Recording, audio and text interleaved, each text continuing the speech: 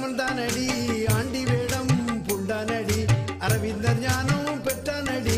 ரமணர் தவம் கொண்டானடி அண்ணாமலையில் அமர்ந்தானடி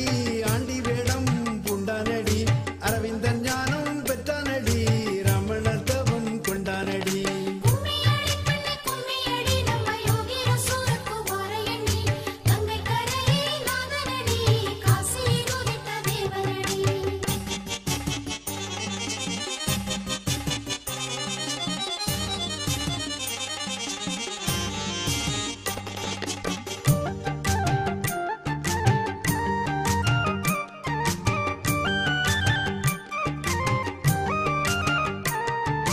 கலியை அழிக்க வந்தானடி